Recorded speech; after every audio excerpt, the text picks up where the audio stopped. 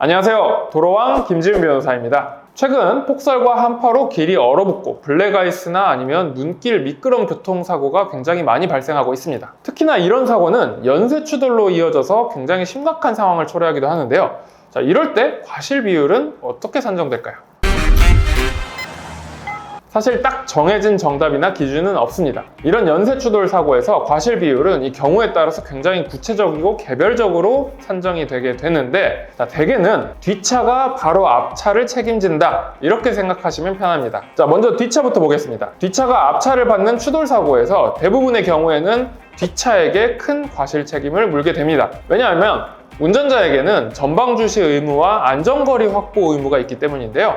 도로교통법 제19조 제1항에 따르면 운전자는 앞차가 갑자기 정지하게 되더라도 그 앞차와의 충돌을 피할 수 있는 필요한 거리를 확보해야 합니다. 자, 그런데 우리 대법원은 이에 관해서 앞차가 브레이크를 밟아서 정지한 경우가 아니더라도 그 외의 작용에 의해서 정지한 경우도 포함한다고 보고 있습니다. 따라서 눈이나 비, 안개, 1차 사고 같은 다른 요인에 의해서 앞차가 멈췄다고 하더라도 뒷차는 그 차를 피할 수 있을 만큼 충분한 안전거리를 확보하면서 운전을 해야 한다는 것이죠. 자, 그렇다면 앞차는 전혀 잘못이 없나요?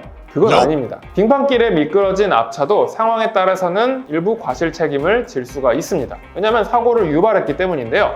경우에 따라 다르겠지만 삼중 추돌 사고에서 앞차가 선행 사고를 야기하고도 후행 사고에 대한 안전 조치 혹은 대비 조치를 취하지 않고 그대로 방치한 경우에 뒷차뿐만이 아니라 앞차에게도 20%의 과실 비율을 산정한 판례가 있습니다. 그리고 참고로 이 판례에서 뒤에 추돌한 두 차에 대해서는 각각 과실 비율에 누가 더 큰 잘못이 있다고 판단하지 않아서 5대5로 과실 비율을 책정을 했는데요.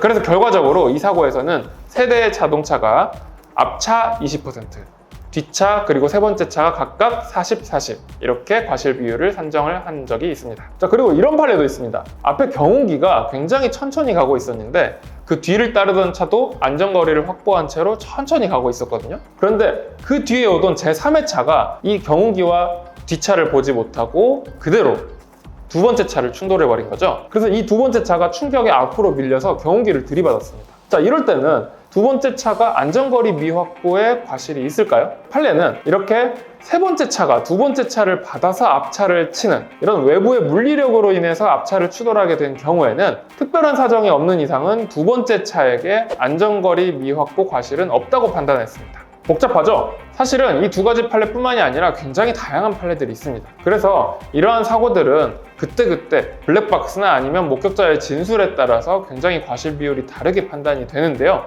하지만 확실히 명심해 두어야 할 것은 두 가지가 있습니다. 첫 번째, 안전거리 확보. 두 번째, 감속 운행입니다. 즉, 눈, 비 오는 날에는 안전거리 확실하게 확보하고 속도 팍 줄여서 운행하시면 된다는 거. 이렇게만 하셔도 절반은 갑니다. 지금까지 도로왕 김지훈 변호사였습니다.